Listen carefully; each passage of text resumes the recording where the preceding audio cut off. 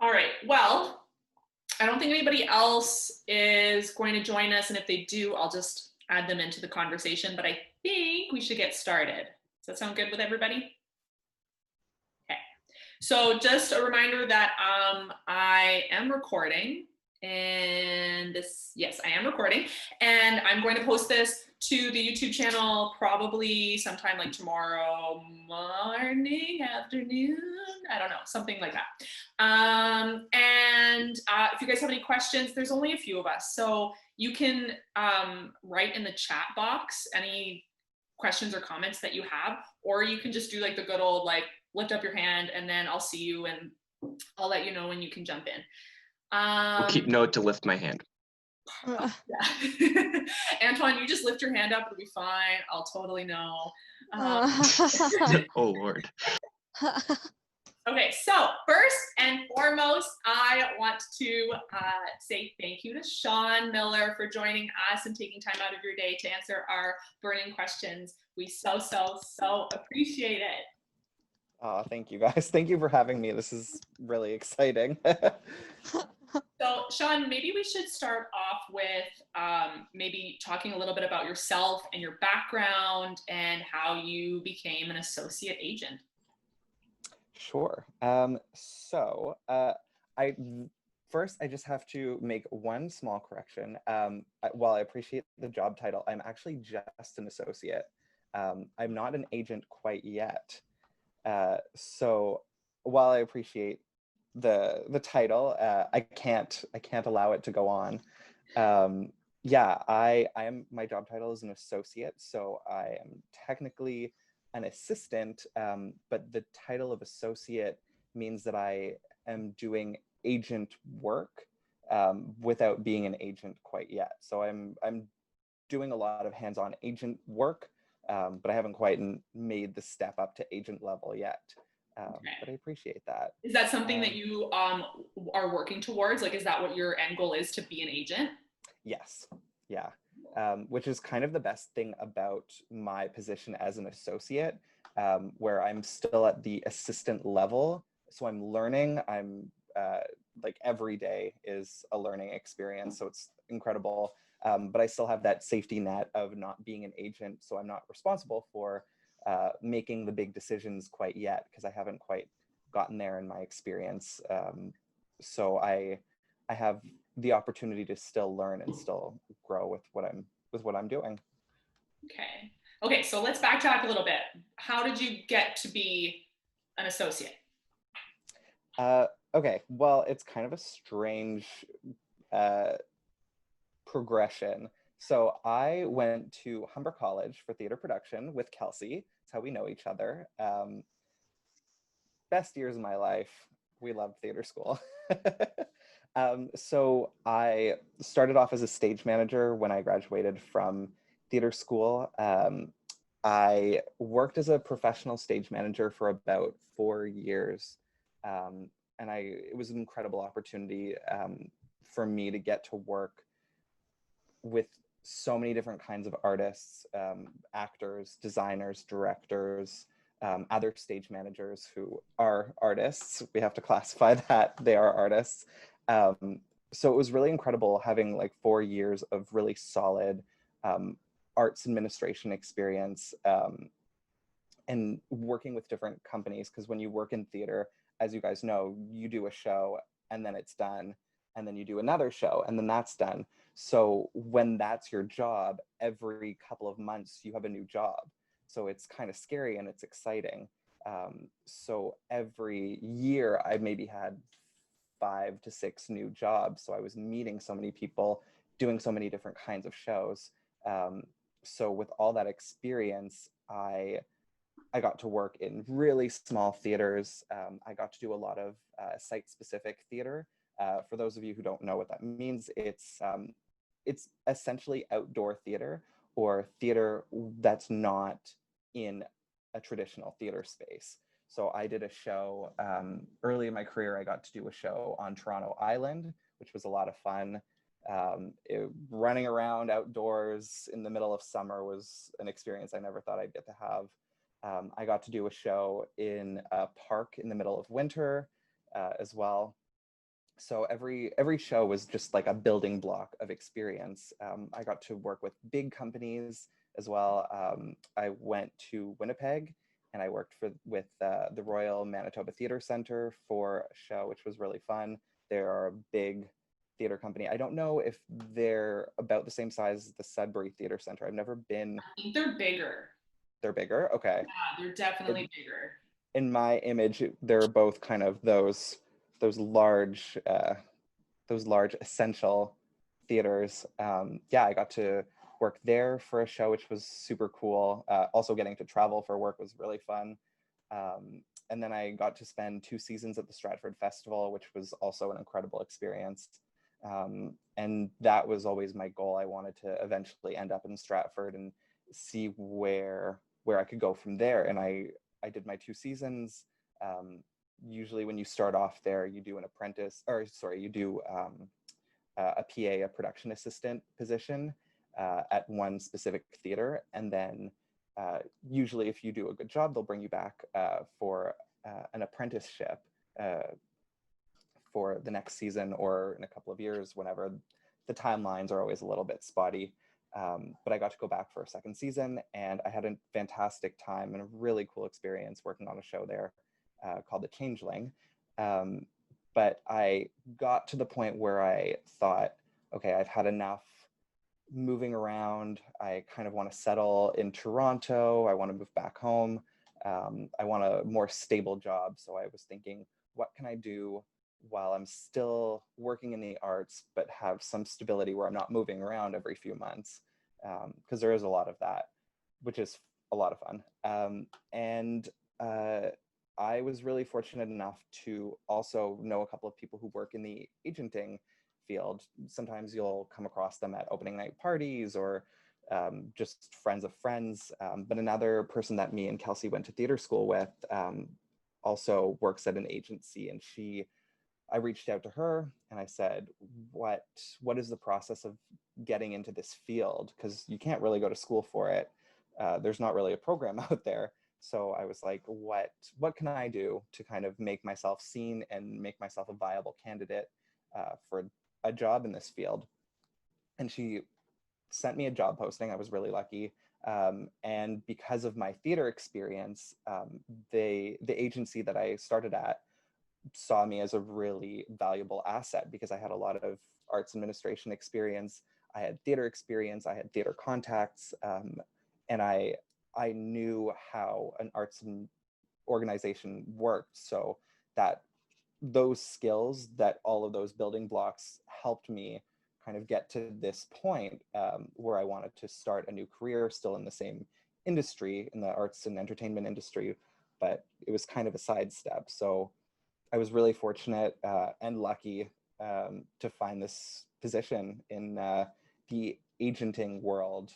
And of course, when I was trying to figure out whether or not I wanted to be an agent or not, there's also there's kind of two sides to the coin, I guess, in this world. There's agenting and there's casting, and they're very similar, but they're very different. So I took meetings because it's always good to take a meeting. I reached out to different casting directors and assistants, and I said, if you have a moment, I'd love to take you out for coffee and just pick your brain and kind of get an idea of what you do. So I did that a lot before I ended up getting a job, just to kind of build up my own knowledge of what the industry is like and kind of see what I would be interested in doing. So I was really lucky that there was a job available and I was more interested in the agenting side. So I went and got that. And that's how I ended up where I am today. That's super awesome. So I have a couple questions. Yeah. So you said that before you even got the job that you reached out to other people in the field and asked them for coffee. So I did that all the time. So just for everybody else, it's super, super common. Don't ever feel weird about like sending an email to a complete stranger in the field, asking them to pick their brain and ask them for coffee, because more times than not, they're totally willing to sit down with you and answer all of your questions like Sean's doing right now. Yep. such a small question, but it bugs me. So I'm going to ask, do you buy the coffee or do you go Dutch, or how does that work? I always show up 15 minutes early, because if you're 15 minutes early, you're on time. Right. And I'll buy my drink, and sometimes I'll tell the barista or whoever's serving, whatever they order, don't let them pay, I'll pay for it. And I'll leave them like a $10 bill or something. You got to be sneaky. Sometimes you can walk up with them and order together and then just say, don't worry, I've got it. I always pay. Because in what I believe, if you're asking someone to take the time out of their day, the least you can do is pay for a coffee. It's not that expensive, unless you go to Starbucks, then maybe go Dutch. No, I'm kidding. Yeah, I like to pay. It's a token of appreciation. Yeah, no, totally. Okay, so tell me a little bit, or tell us a little bit about the agency you work for. Ooh, I'd love to. Okay, so I've been working for Gary Goddard. So it's Gary Goddard Agency, GGA. I wasn't sure. I was like, I'm gonna just say Goddard. That's okay. We get it all the time, so it's totally fine. So I've been working for GGA, as we commonly call it in the office, just for a year and a half. So it's been a pretty short ride. So GGA was founded back in 1980. So they've been around for 30 years now. Wow. Or yeah, am I doing my math right? No, wrong. 40 years. Woo. Mm-hmm. Yeah. And it was founded by Gary Goddard, who was one of the founding agents, and it is now run by two fantastic agents, Pam Winter and Kishwar Iqbal, who are the partners. So they co-run the agency, and so in total we have 4 agents. There's Pam, Kish, Emma Laird, who is a fantastic agent, who actually I met through a talk like this when I was in theater school. Emma came to do a chat to all of the graduating actors in our program, and I just happened to be there that day. I was gonna say, early that afternoon. There. Yeah, it was at the Theater Passe Muraille backspace, right, when I was doing my prep for, I think it was this was our graduating show. Sorry, you guys are probably a little confused. This was my graduating show that I got to stage manage in college. I did that show, and Kelsey got to do a really cool touring TYA show. Such a great show. I was very fortunate to get to see it. But yeah, Emma was one of the agents. They got an agent and a casting director to come and talk to the graduating actors on how, very much like this, how to get an agent, what the real world is like, etc. And Emma mentioned in her talk, I was just happened to be there early, that she used to be a stage manager. And so in my mind, I think, okay, well, she's very successful. She used to be a stage manager. That's what I'm about to go off and do. Let me get her email and take her out for coffee and pick her brain and see how I can kind of get her experience and what I can do with that. So I went up to her afterwards and I said, hey, can I take you out for coffee? I'd love to pick your brain. She said, of course. So got her email. We set up coffee a couple of weeks later, I think, and history. So I was really lucky that I got to meet Emma like years before, and now I'm her assistant. So it's kind of a cool, I don't know, stars align moment. So there's Kish, Pam, Emma, and Adam Stutt, who is our 4th agent, and he is fantastic. He just joined us recently, like a month after I started. So he's great. Yeah, and so there's 8 of us. So there's the 4 agents. Myself, Hollis, and Katie are the 2 other assistants I work with. And then we've got a literary agent, Megan, who is super cool and very knowledgeable. That's cool. I didn't know they had a literary agent. That's really awesome. Yeah, we have a very small literary department, but it's growing. All right. Okay. What other questions do I have? Okay, so what does it take? I don't know if you answered this already, but what is it going to take for you to become from an associate to an agent? Like, what are those steps that you need to take, or is Is it structured, or is it just sort of like after a number of years of experience? How does that work? No, it's a good question. It's loose. It's very loose. It's the same with the job. There's no like rules. I Part of it is years of experience. I don't have a ton of years of experience, so I'm still learning. There are so many parts of being an agent that you don't even realize, that I don't even realize yet, and I've been doing it like for a year and a half, so I'm still learning. Yeah, it's an interesting road ahead. I guess I'm a little too eager sometimes for my own good, but it's definitely a learning process. Like I said, every day is a new experience and a new opportunity to learn a different part of what the job is, because again, like I said earlier, you can't really go to school for this. It's all hands-on. It's kind of the same. I wouldn't say it's the same as acting, because a lot of what you learn is in the rehearsal hall. It's not really, can't sit in a lecture hall and, study acting. I mean, you can, but it doesn't really, you can't put that into application. So this is kind of the same, where you have to really apply yourself and really pay attention to every little detail, every little word that's said, every nuance. It's a lot to I guess learn. And I'm still early. I would say I probably have a couple of years still until I can become an agent, or at least a junior agent. One of our assistants, who's been with us for, I think she's been at the company for 3.5 or 4 years.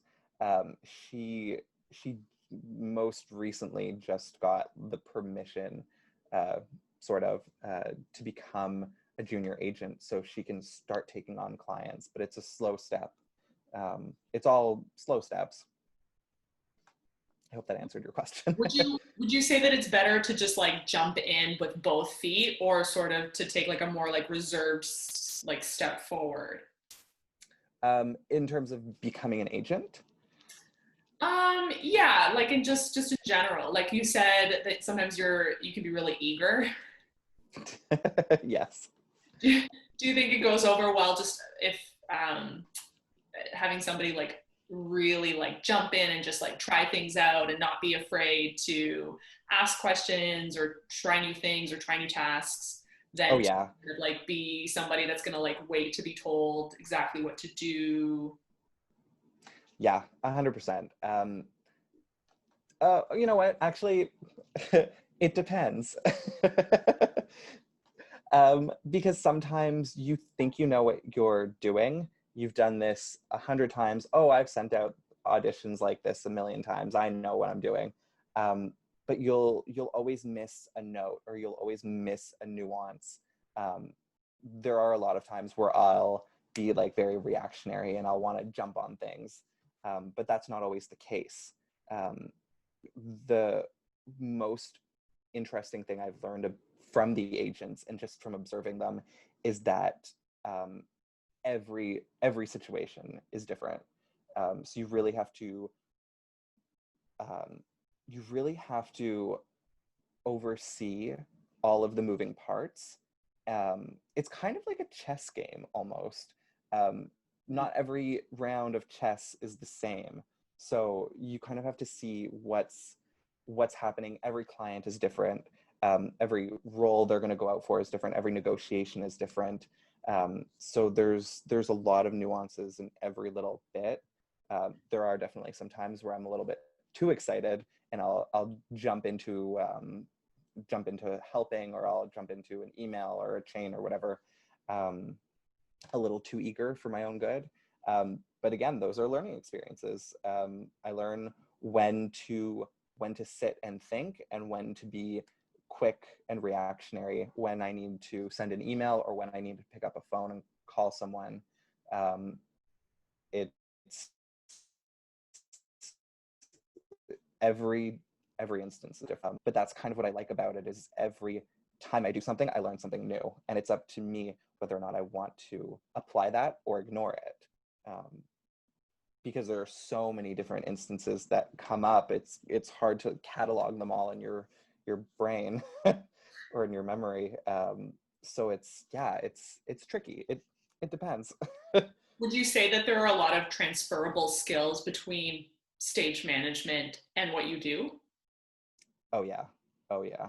Um, yeah, because a lot of what stage management is coordinating schedules, which is what I do now. Um, Talking to actors, which is what I do now. And it's not just talking to actors. It's um, you have to be a people person. You have to know how to talk to this person a certain way. You have to know how to talk to this other person a certain way. It's managing relationships, and that's kind of what stage management is. You don't talk to the acting company the same way you talk to the director. You don't talk to the designer the same way you talk to your assistant stage manager. Every relationship is different and is curated in a special way. So I think that having that knowledge and mindset going into this job was definitely helpful and beneficial.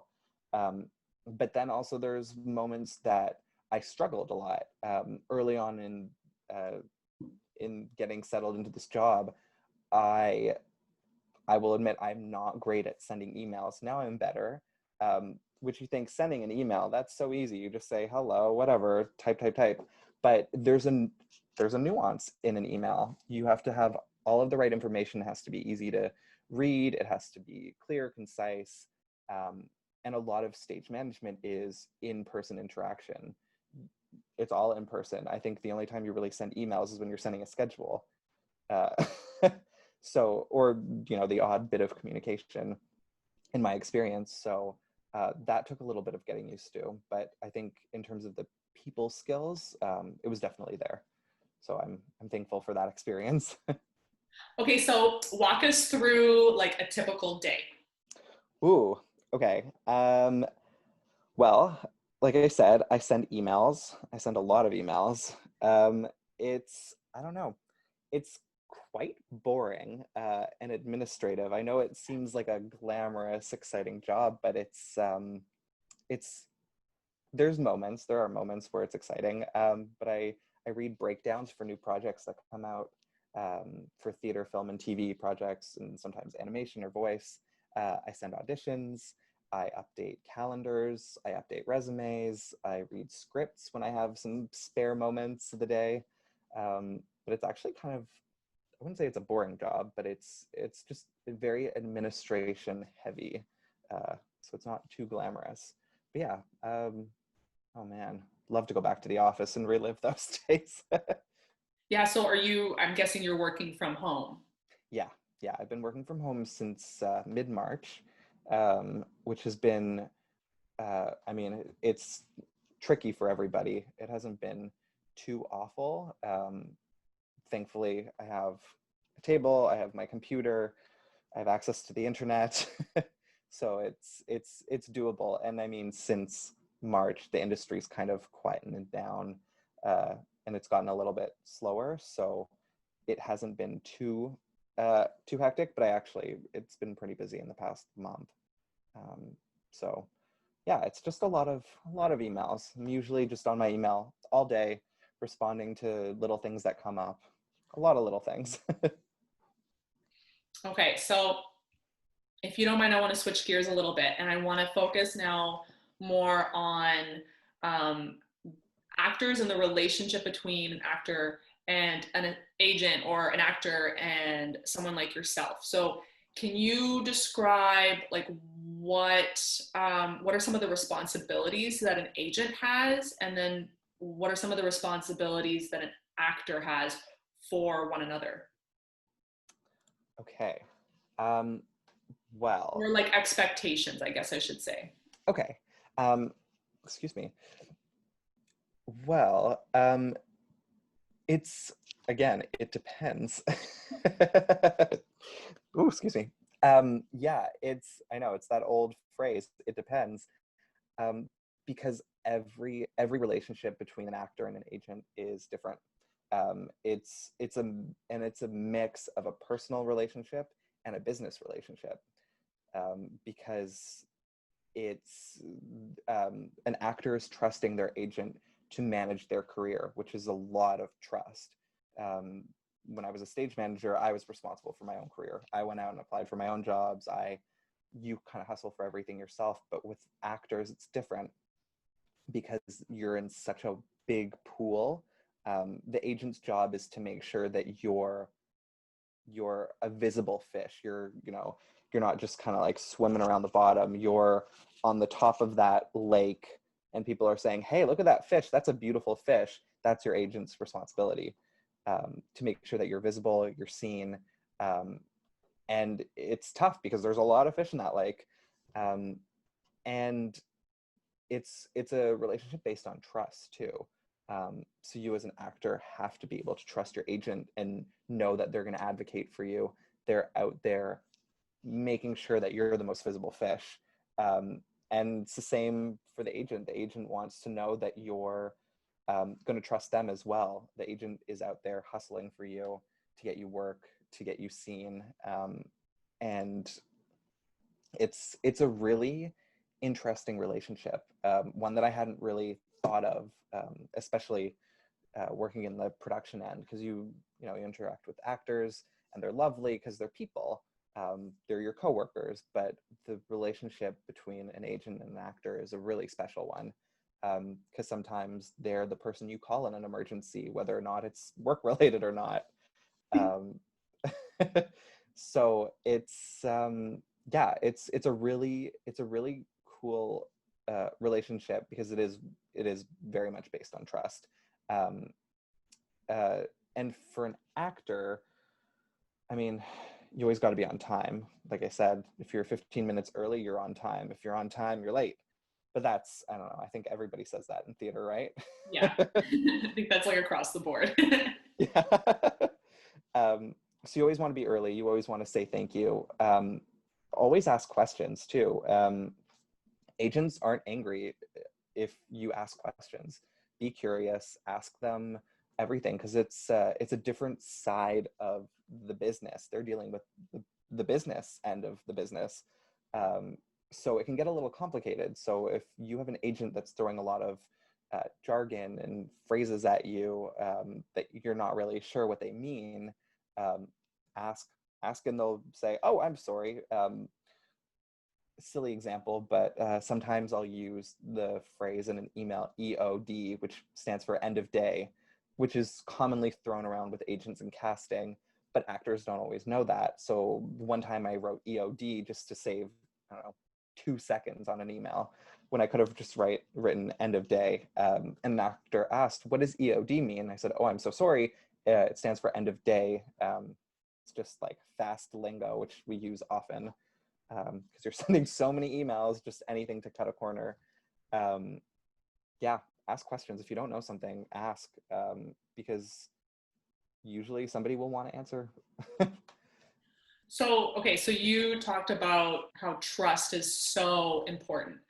So going along with that, if you're a young artist or just a new artist to the industry, how do you go about finding an agent, and how do you go about finding like a good one? Great question. There are 3 really solid steps you can follow to find an agent. They're not guaranteed, but they will at least get you to the point where an agent might be interested. Number 1, have a resume. Number 2, have a headshot. And number 3, have a demo reel. Without these 3 things, an agent will probably not look at your application. Let me back up for a second. To apply to an agency, you can usually do it online. You send in your application via email, which is commonly how it's done now, which makes it easier for you guys. So you don't have to come into Toronto with your envelope and your headshot and say, please, please hire me. It just makes life a lot easier. You send an email with all of your materials. Agents will review them, and if they're interested, they'll reach out. If they're not, you just keep trying and finessing and working at it. But a resume, a headshot, and demo reel are the 3 most important things. Question, yeah. What is a demo reel? Great question. A demo reel is, it's a video compilation cut together of all of your on-screen experience. So in theater, a lot of theater actors don't really have demo reels because all of your experience is on the stage, not on the screen. But it always behooves you to have a demo reel. Sorry, I've always wanted to use that in a sentence. It's always beneficial to have a demo reel because it's a perfect example of your talent and your skill. You are saying, here's my ability, look at it. I want to prove to you that I'm a talented actor. Here it is. Okay, I'll back it up. For a lot of theater actors that are applying to our agency, they'll invite us to a show. They'll say, I'll get you tickets, bring a friend, bring casting director, whoever. Here's 2 free tickets to this show that I'm appearing in. So it's a very easy way for us to go out, have a nice night, watch some theater, and if the actor's good and talented, then there's interest. But if you're not so much interested in what you've seen on stage, then it's a pass, unfortunately. But a demo reel is just another way for agents to be able to see that if they can't come to a show, which right now nobody can go to a show, unfortunately. It's just a secondary backup to prove your talents. And I just made a bunch of notes here about demo reels because that was a great question, actually, because building a demo reel can be tricky if you don't have any on-screen experience, or if you have stage experience, but you didn't have anyone film it, because sometimes you don't want to include your mom's camcorder or, phone from the back of the house filming you on stage. It's a little shaky, it's a little bad lighting. But right now is such a great time for you guys to create demo reels because you have nothing but time, right? You can go online and research monologues, practice monologues and film yourself, set up like your phone, film yourself doing a comedic monologue, a dramatic monologue. Go online and find royalty-free one-act plays. Do online Zoom readings with your friends. I mean, you 5 can find a 5-person one-act play for free, assign each other roles, and just say, all right, let's record this. And then, or self-record yourself, cut it together. And a really cool practice too within that is you guys can, okay, hypothetically, if you find a one-act play with 5 of you, you can assign roles a week before and then spend the week studying the role, really get into the head of this character.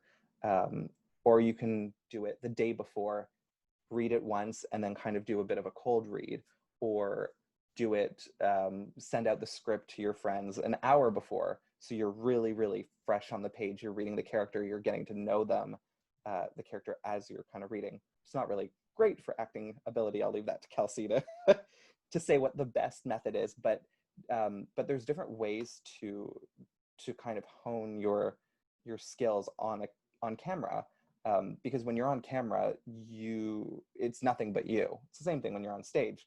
It's just you. It's you and the words, and you got to sell it. So it's a good way to practice being on camera and being comfortable with that. I know this is for theater, but I don't know, it's unfortunate because it's kind of the only alternative that's happening right now. But yeah, practice with each other, switch up the roles. One week you can do the same play every week and swap roles every week. See what that's like to play a different character. See which one you like better, because you might say, I love this role, and then the next week you play a different role and say, oh no, I love this character. You'll always find something new. Sorry, I got it really off track, but these are just different methods and ways that you can build your demo reel. Film yourself doing a monologue, film yourself doing a one-act play with your friends, film yourself, I don't know, if there's a scene from a TV show that you love, try and write down the lines from the scene, and then get somebody to read it with you, back and forth. You can just have it one-sided.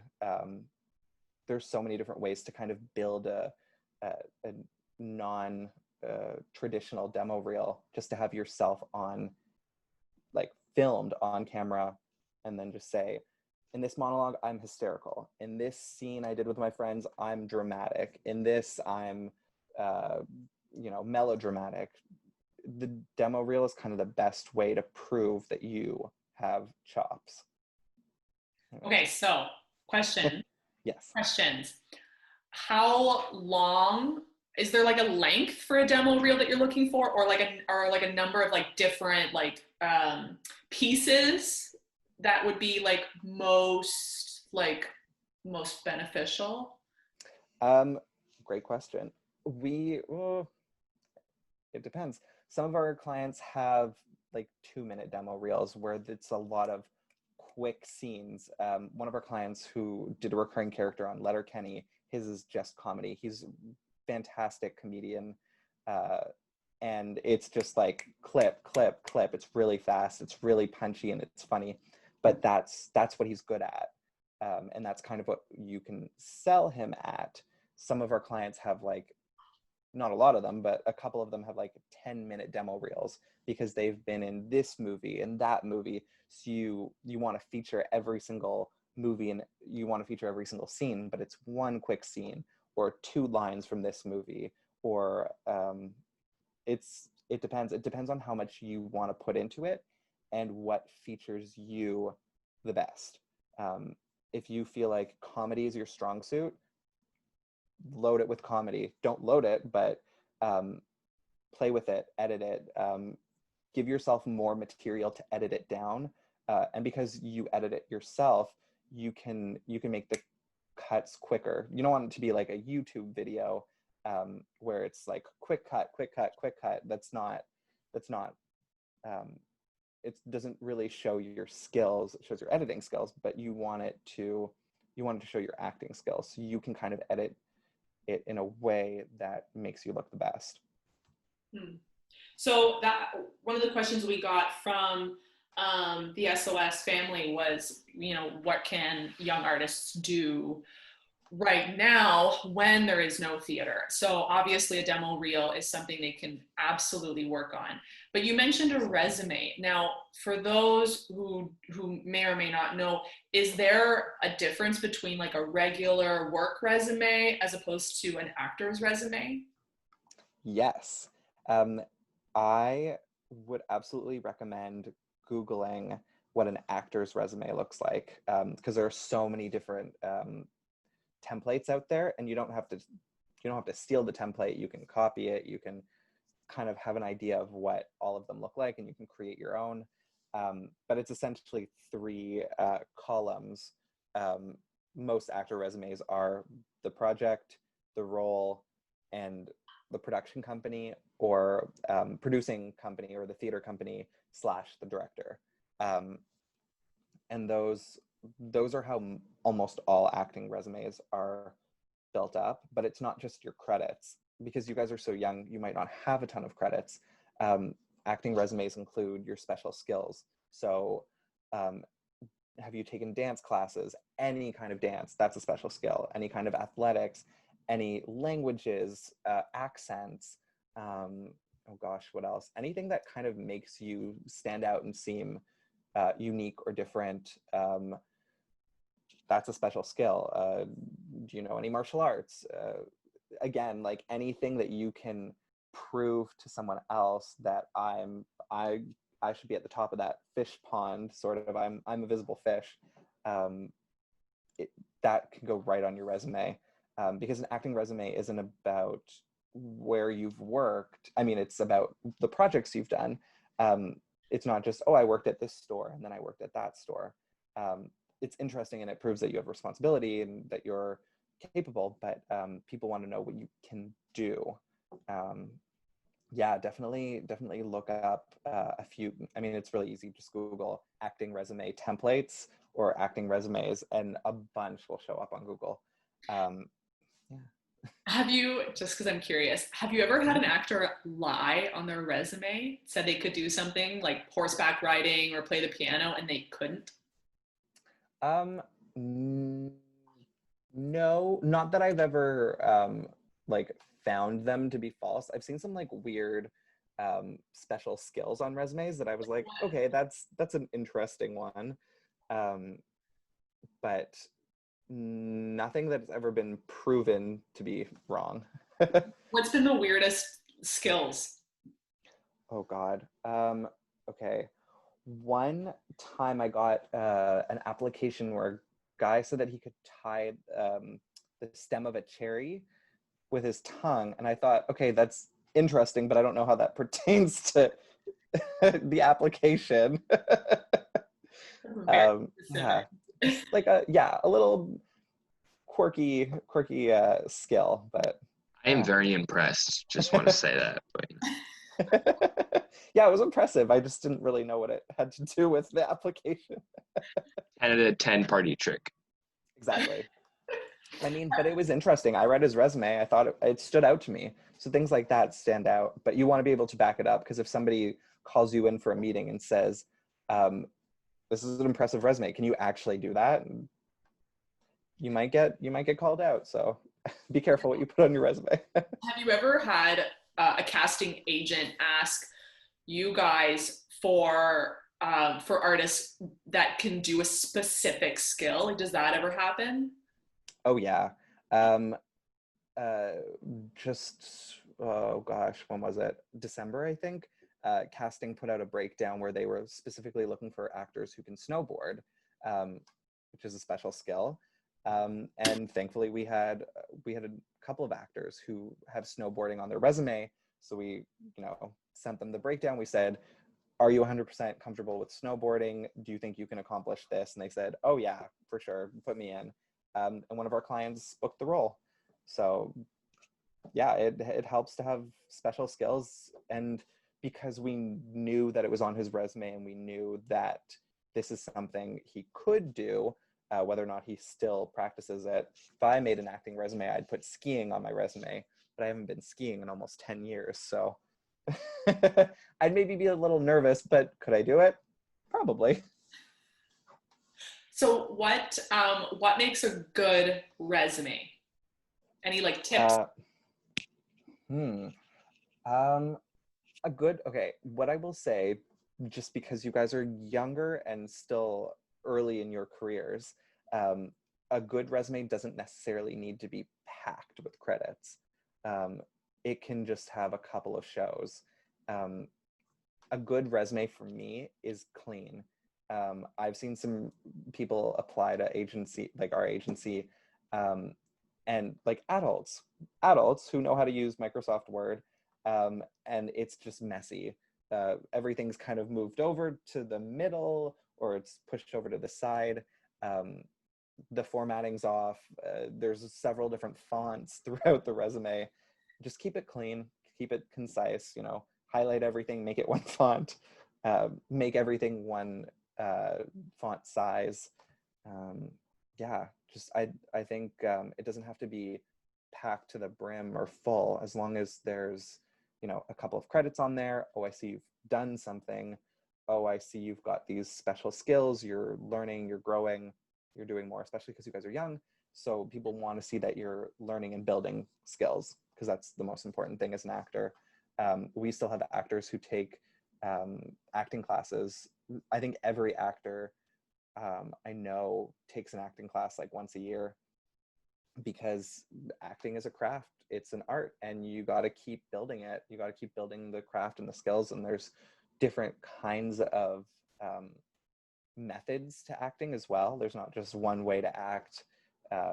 So taking classes, I mean, what you guys are doing right now, this program, SOS, you guys can put that on your resume. However long you've been doing that, you could say, doing this program, brackets, for, I don't know, 2 years, 3 years, 4 years, however long.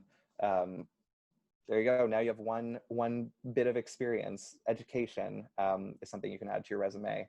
Um, Anything that kind of shows that you're not just one-sided. People want to see that you're a human being. You're not just an acting robot. Question. So also on a resume, would you put like any transferable skills or personality traits, like always on time, or like would you put any of that stuff on? Ooh, very good question. Yes, transferable skills for sure.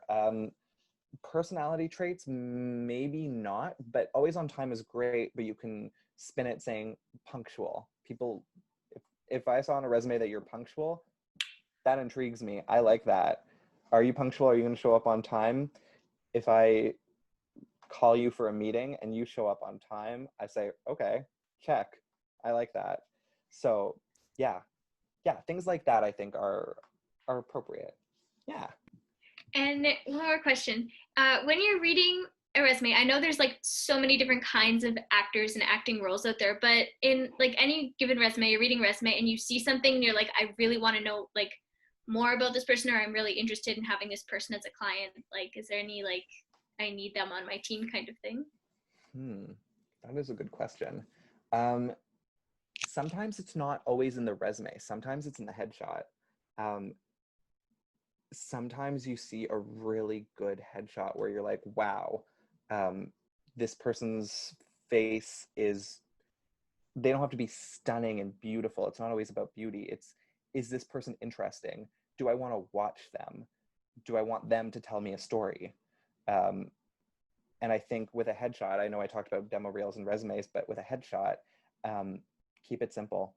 Same as resumes, keep it really simple. You don't want to have a brick background. You don't want to have a forest, blank wall, because it's all about you. You're selling, I don't know, it sounds weird, but you're not selling yourself, but you're selling the image of yourself, because it's kind of what an actor is. But you kind of also want to be a blank slate, but you kind of also want to sell your personality. So yeah, it's I don't know. Tricky. That's a really good question. It is tricky, but that is a really good question, because part of the job is selling yourself. I don't know, I think that sounds weird to say, but that's part of it. That's kind of part of the gig, I guess. But yeah, with headshots, I would 100% recommend just keep it simple. One color shirt, don't let it clash with your background. Take a ton of headshots. Take fun ones, take funny ones where you're smiling. Do different kinds of smiles, teeth, no teeth. Do like facial expressions with your eyebrows, play around with that. See what looks good, do serious, do like angry. Play around and see what works for you. See what sells your personality the most. And you don't have to be married to one. You can have, I love this one for like a more bright and uplifting and like fun side of my personality. And then if I want to sell myself as a more dramatic actor, there's this other headshot. I'm a little bit more serious, a little bit more not angry, but I'm I don't know, serious, I guess. Do you have to spend a lot of money on a headshot? Sometimes. So with headshots, I know one of the questions that was mentioned here was, are the agents responsible for the headshots? No, actors are always responsible for their own headshots, because if the actor leaves the agency, we don't keep the headshots. They go in the trash, or you take it with you. That's your property. The headshot is all you, so you can choose the photographer you go with. If you want them like professionally done, now it's a little bit easier. You can just say, hey, want to go in the backyard, or like pull out your camera phone, because everybody's camera phones are so high quality now. It's so easy to take a headshot, and that's something you guys can do. Yeah, right now you're against this green background. That's great. You can get a headshot in that, except change your shirt because it blends with the background. But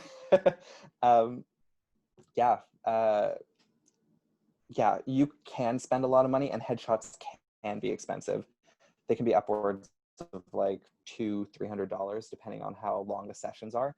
Some professional actors will get a makeup artist to come in, they'll get their professional photographer to come in, and it'll be like it won't be like a full day, it'll be like a couple of hour session.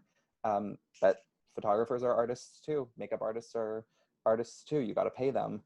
So it can be expensive, but if you're just starting out and you're still experimenting because you don't really know what you want, some actors will go in with a clear vision. Okay, this is what I want. This is what I want to accomplish with my headshot. I want glamour shots. So the photographer goes, okay, cool, I'm into it. And then they just go. If you're unsure of what you want, play around and see what works for you. What do you like more? What are you trying to sell? You're trying to sell comedy, you're trying to sell drama, you're trying to sell glamour. Yeah, play around with it. I mean, you guys got all the time in the world. Well, not all of it, but got all summer. How often should you update your headshot? Ooh, that is a good question. In my personal opinion, every 2 years. Some actors don't. Seen those where they're like 10 years old. Yeah, today we actually just updated one of our clients' headshots, and his last headshot was from like 2013, and he looks significantly different. Because sometimes you'll have facial hair and sometimes you won't. Sometimes you'll have long hair and sometimes you have short hair. Sometimes you have no hair. Yeah, I would say if you have an agent and you're updating your headshots, or if you're going through a growth spurt or whatever, yeah, I would update your headshot every year to 2 years if you're not paying crazy amounts of money to update your headshot. If you're just doing it at home with friends or with a parent or whatever, every year is good, because usually every year you'll look different. It's like getting your class photo done. You look different every year, not substantially, but there's minor things. So yeah, 1 to 2 years. Ava. Question. So on your acting resume, would you put down like your height or anything? Like would you put Yeah, down like your eye color, your height, your hair or something? absolutely. Yeah, good catch. I didn't even think of that. But yeah, height is important. Hair color, eye color, weight used to be on resumes, but now there's a wave of taking weight off. So I would not include it. I just thought I'd mention that to mention the progression of the industry, because weight should not have anything to do with any role, in my opinion. Yeah, height, eye color. Actually, and some people are starting to push to not have height, because height can be a discriminatory subject. Because a lot of this is something that I've learned recently, which is kind of interesting. Tall women have harder time getting cast because a lot of short men work in film and TV. So if you have a tall woman and a short man, he looks emasculated and it doesn't look good. But I think that's silly. I think if the actor is qualified for the role, if they're that character, they should be cast. It doesn't matter how much they weigh or how tall they are or how short they are. That's it. Question again, yes. It's more a comment. I did audition for something a while ago, and they came back to me saying I was too tall. And I did later find out one of the people who got the other role, because it was a two-person thing, was somebody who I was aware was the same height as me. And the person they picked ended up being shorter than me by only like that much. It wasn't a big difference, but it still was like, huh. And I'm not that tall. Yeah, that is interesting. It's weird that they would say that they didn't go with you because you were too tall. I think that's something that still kind of happens in the industry. More often now, people say you weren't right for the role. There's usually not a specific reason if producers don't like you for a role. There's not always, you can't always fight that. You can't always win everything. But yeah, I don't know. I'm sorry to hear that. That's not cool, but it happens, I guess. But I'm I'm hopeful that there's a push for non-height discriminatory casting. Absolutely. I know I have one final question, and then maybe I'll ask everyone else if they had any last minute thoughts. But I'm really curious. Do you have any pet peeves about actors that maybe our young folks here could avoid in future? Ooh, that is a good question. I mean, obviously being on time. Yeah, well, I would say deadlines. Know your deadlines and set realistic goals of when you can accomplish your task. It's like doing homework. You're not going to go to the teacher the day it's due and say, "Can I get an extension on this? I'm having trouble." You always want to track your timeline of, okay, is this, do I need to learn my lines by this date? Okay, I'm gonna do, 30 minutes a night until this day. Okay, I'm doing 30 minutes. I'm a week away from this point. I'm really not learning them. Bring it up to an hour a night. If you're committed to, if you're committed to doing the work, make the time. You can always, it's tough, but you can always find the time to make it work, because the deadline is the deadline. I would say my only pet peeve is actors coming to the last minute saying, "Can I get an extension?" It's not the end of the world. Oftentimes casting will say, okay, they can have a few more hours, or they can have until tomorrow morning. But then that's a lot of time out of my day where I'm going back and forth when, if they just had a good timeline and were able to, I don't know, apply themselves in the appropriate amount of time, that would have solved the problem for all of us. So yeah, just be aware of deadlines and timelines and set realistic goals and expectations for yourself. Myself included, I am a huge procrastinator. I know it's a problem with everybody, where, you have a project and you're so excited to start it, and then it gets overwhelming. So you say, okay, I'm going to shelve that. I'll come back to it tomorrow, or I'll come back in a few hours. And then you put it off and put it off and put it off. And you're like, oh no, it's the deadline. What am I going to do? But don't be afraid of deadlines. Just jump in. I think, I don't know, this is me speaking now from personal experience, but if it's a project you're excited about, jump in, say, okay, I'm going to start right now. I'm going to do it for a half hour. And then when I'm done, I'm done. And if I go past this half hour, I'm having a good time. But I only have to do it for like this 30 minutes. I don't know. For me, it's like doing homework. I hated homework when I was in school, so, but it changes. But yeah, I would say know your deadlines. Sorry, I went on another tangent there. No, it's all good. It's all good. All right. Does anybody have any last questions? We'll do Kaylin. How much does a manager usually cost? Like, is there? Good question. So in Canada, you don't. Okay. So some agencies you have to pay a joining fee. It's usually like a couple $100s, which is kind of expensive. It's kind of not. Usually bigger agencies, not like bigger agencies that have a lot of people on their roster, like modeling or commercial agencies will usually have a joining fee. But for other agencies, mine included, we don't charge you to join, but an agent works on commission. So when you get paid, we get paid.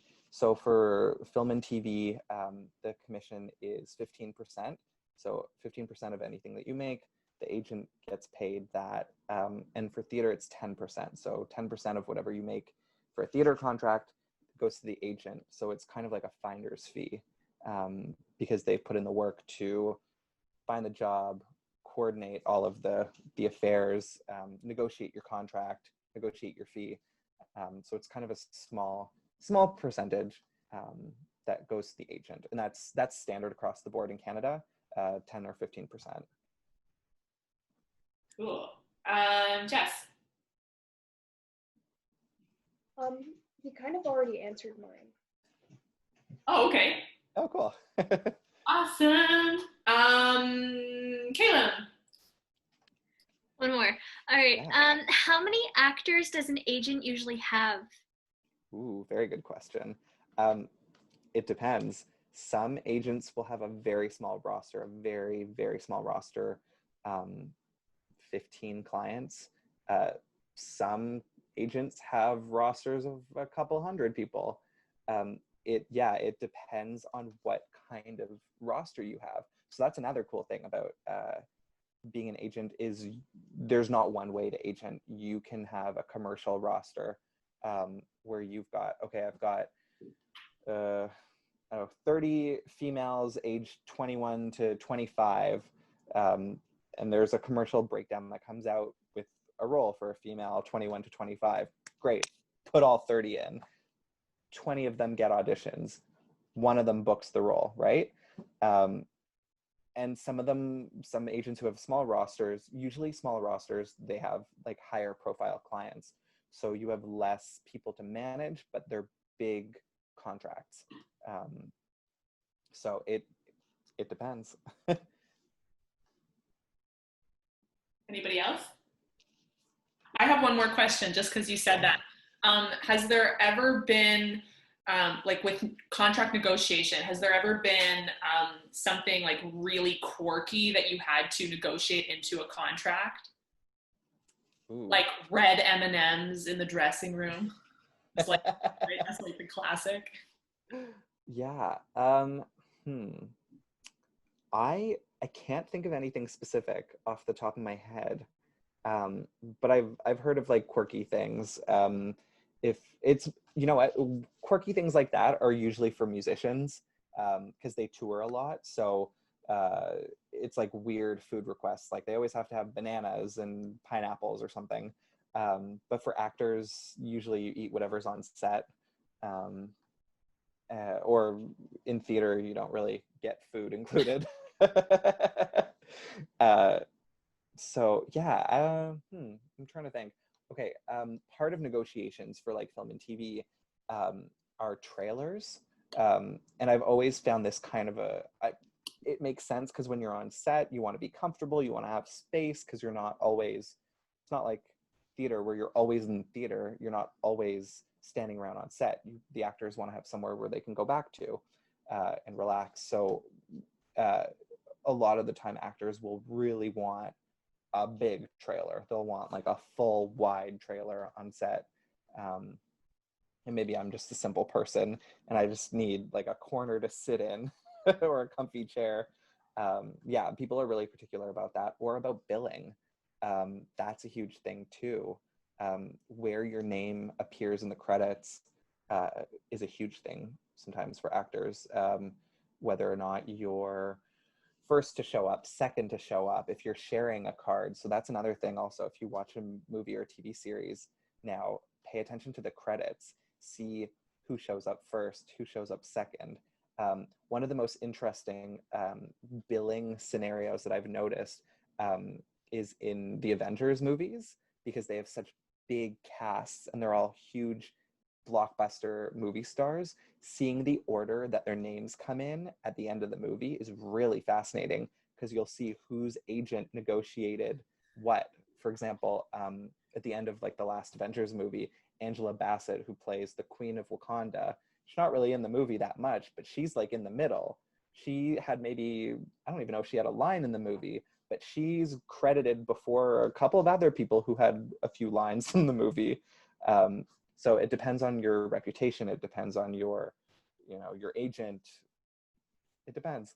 But yeah, I think being like credited is like a really fascinating, it's not like a demanding part, but it's a fascinating part of the film and TV industry. Also not theater related, I apologize, but. No, that's super cool. I'm gonna look at credits now in a totally different way. Yeah, that's kind of what happened to me too. You pay attention to everything, and a lot of the times you'll notice in theater. In theater, it's a little bit more. It's less about ego. Most theater programs are alphabetical. Simple. Just put everybody in, make it alphabetical. Fit, like, everyone's equal and on the same page. Usually, I think it's very rare. I think only in like big Broadway shows you'll have like the stars first, and then you'll have everyone else. But yeah. Kaylin. Okay, so these are just a couple mini questions about, you're talking about sort of a bit of like discrimination when it comes to casting and like choosing. If people have certain allergies, are they not cast for some roles because like some involve like food and eating on set? And also for tattoos, like if someone has like a full sleeve tattoo, will they be like, yeah, I don't want them in this role? Like, what's... Yeah, both very good questions. I gotta say, thank you guys for all these great questions. I really appreciate it. And thank you for like sticking with me this whole time too.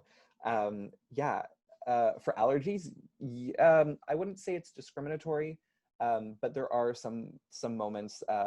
There's a I think it's a CBC show called Hudson and Rex. The guy, and he's a detective and he has a dog.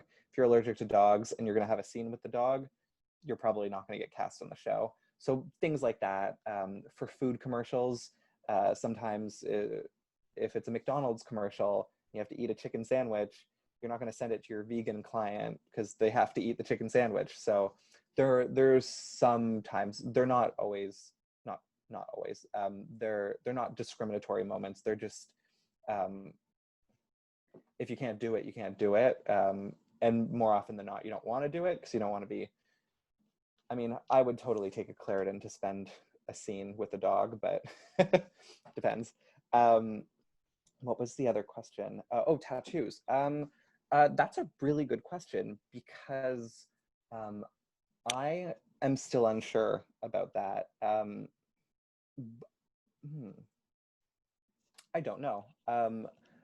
I think it's become a little bit more okay with actors having tattoos. I can honestly say I don't think I've ever encountered an actor so far that has like a full sleeve, because it's a really noticeable thing.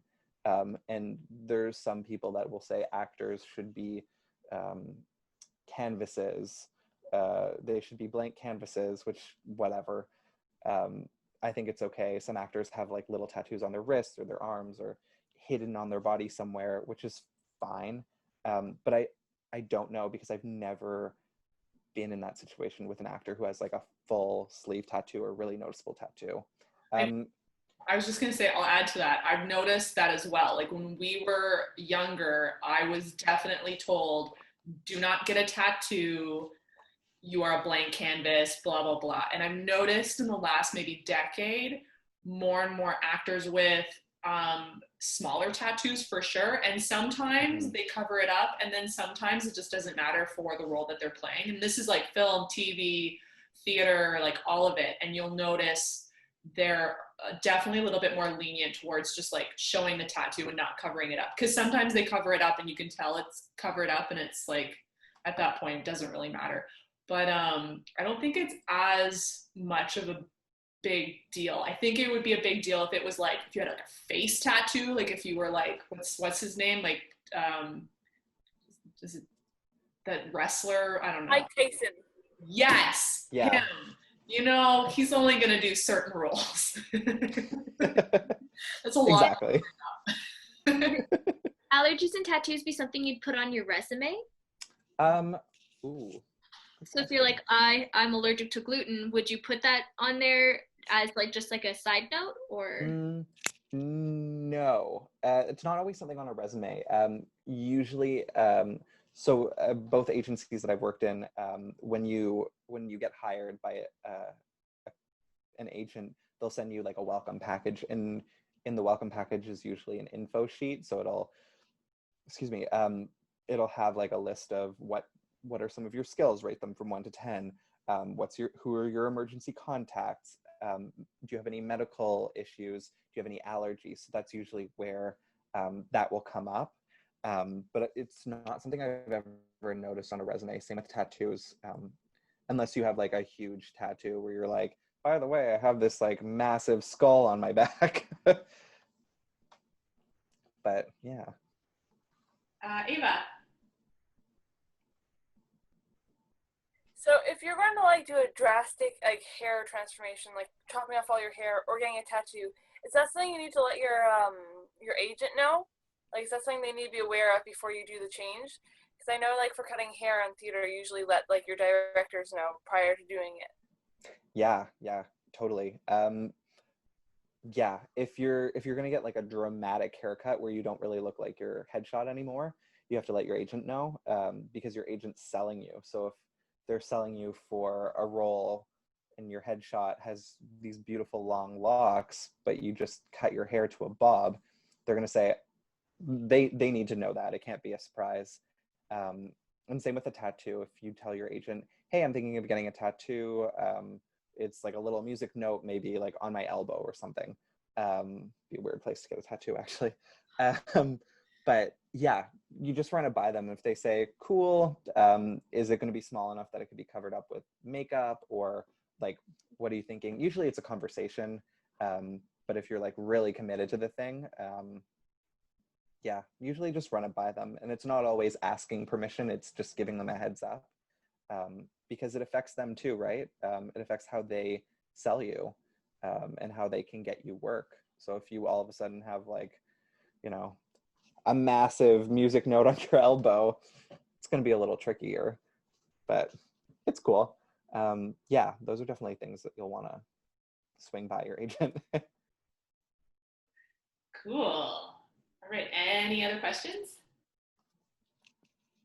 Okay. Well, oh yeah, Ava? Okay, we've got one more. I'm just curious because you're like an agent person. Have you met any like really big names before? Yes and no. I've met, this is always kind of a weird question, because our agency and like all of them across Canada, we work with like Canadian stars who are not always in magazines and as name recognizable. But I've worked with and met a lot of people who have been on TV and been in films who I look up to and I think are fantastic actors. There's some people whose names I can like mention. I don't know if you guys will know them. Stephen Amell, who was on Arrow. He played the Green Arrow. I don't think it's on TV anymore. I think they just wrapped their last season, but he's Canadian. I haven't met him, but I think I spoke to him on the phone. If you guys watch Schitt's Creek, Annie Murphy, who plays Alexis, is one of our clients, and she comes into the office occasionally. Well, she did. And she's fantastic. She's really nice. Yeah, I guess it depends on what you guys watch and what Canadian stars you're aware of. But yeah, I've met a lot of really cool Canadian actors who, I will say, Canadian actors are more down to earth, because they don't have this big head. They're on TV, but they're not in the magazines. They're not, chased around by paparazzi. Their job is to be an actor. So they go to set, they go to work, or they show up to the theater and they do their job, and then they go home and live their lives like the rest of us. All right. Anything else? All right. Well, thank you so much for taking the time to speak with us, Sean. I really appreciate it. And yeah, thank you all so much for joining in.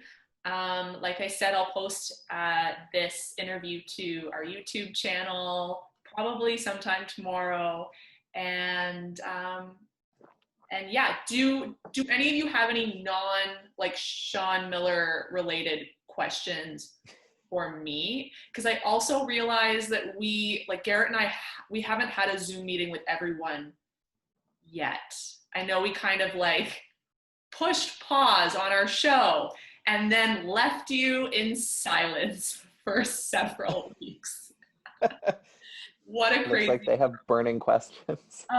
Yeah, so Garrett and I are going to answer probably a lot of your questions that you have in future, because we also still have a lot of questions that we're trying to get the answers to on your behalf. But is there anything like immediate that you want to know? How are you, Kelsey? I'm good. I'm missing all of your faces. I like miss being in the rehalls so bad. Zoe? What's gonna happen next year? Like, is it gonna run normally, or do you think it's gonna skip a year? Like, Yeah, that's an answer I don't have for you. As of right now, STC is booking everything that would have been going on for the last few months sort of into all of the sort of like blank time slots for next year, but also still going ahead with the season as planned. So that's the current plan. And as far as Students on Stage goes, I would imagine that in a really wacky way, we would be doing our tech week and doing our shows and then like kind of simultaneously holding auditions for the next show, because the next show, I'm not going to tell you what it is, but it's already been determined. So woo. We special people came here tonight. Like, we should get like a head like little hint. Like, just the 5 of us are here, and And we know who the directors are? Like, are you and Garrett doing it again? Ooh. No, I'm not going to say anything. You're going to just have to wait. But we might there have, should be no hesitation. but we might have auditions simultaneously in September, or we might actually have auditions later on, because I don't know about you all, but it felt really weird to hold auditions in September for a show that we don't start rehearsing until February. And a lot can happen, like even like outside of pandemic, like a lot of things can happen with your schedules in school and extracurricular activities. So auditions might get pushed to like maybe November, December. In my mind, that makes more sense anyway. Then you know your schedule a little bit better for like February to June, but we'll see. But yeah, I don't know. I have no idea. And that's sort of STC sort of in this weird like limbo where they want to make decisions, but at the same time, we kind of have to wait to see like how things play out with public health. So I'm right there with you guys. I'm right there with you. Ava? Will you guys be doing a Zoom meeting with all of us? Is that something you guys have planned for the future? I would love to. Garrett would love to. We're going to try and plan it like well in advance, because I mean, there's 24 of you plus our SOS team. So, and we want to be able to have a lot of answers for when we have this meeting. So it's probably not going to happen in like this month, but we're hoping maybe like early to mid-August, just to give you all enough time to prep for September, because we'll have a lot more answers for exactly like what what our show is going to look like at that point. Yeah. Well, just me. Are we allowed to still email you guys with like a couple different questions, like regarding just stuff? Yeah, please email us. We're so lonely. I check occasionally. You know. We feel you. There's no. By all means, email us. We're lonely too. Like, if you ever want to have a Zoom meeting with one of us, we'll by all means. yeah. Well, yeah, you can email us, and yeah, Garrett and I should definitely. Yeah, we're gonna set up another Zoom meeting at some point. Yeah. Just quick question. This was probably answered 50 emails ago. But so I understand. Okay, one sec. Okay, now that I'm actually talking, that's scary. Okay. It's Cinderella is officially still happening, correct? Yes. So as right now, it's still happening. It's going to be 2 shows. They're calling it what's the wording, like a staged reading is what they're going to advertise it as. That could mean a million things, and that's sort of up to us to decide. So in conjunction with the STC like tech team, because we need to see like what they can do for us. But I told them, they said stage reading, and I said, listen, that you all are so talented and you all are so hardworking that I was confident telling them it might not be a stage reading, it might be like a full actual show, because Garrett and I are both very confident that if we can get a tech weekend, we could put the whole thing together, I think. But I'm hesitant to say like in detail what all that looks like. But as of right now, yeah, it's booked, it's in the calendar, so it's just a matter of waiting to see how the world plays out. Or it has a day. It has a day. It's in the calendar. It's set in stone. That is not stressful at all. No. Cool. That's all my questions. Learn your lines. That's all I have to say. Ava. So I'm just curious, because I know there's a couple students who are in grade 12. Will you be keeping them for Cinderella? Like if Cinderella were to get pushed back further and further, would you keep us further in if we aged out? Like if Cinderella had to be done next year or something, would you keep us on board to do it? Yeah, nobody's aging out. If you were given the role in Cinderella, it's your role. Now, if you are away for school, that's something that we'll have to work through. But if you're like, hey, I'm in town, I'm just going to Cambrian or Laurentian, or I'm just going to work or whatever, and you're available and you want to keep the role is yours. Absolutely. Don't worry about that. We're not going to recast you because you turned, 18? Don't worry about that. My other question is, when you do auditions, and let's say, again, someone else gets in, and then that show also doesn't run because it just gets backed up with Cinderella, would they still get to keep that role again if they age out? Or would you put someone else in if the show hadn't started rehearsals yet? That's a good question. I don't know. That's kind of a wait and see sort of game. I mean, my heart wants to say, of course, if you age out, it's fine. You still have the role. It's still yours. But we're just going to have to kind of wait and see how it all works out. Yeah.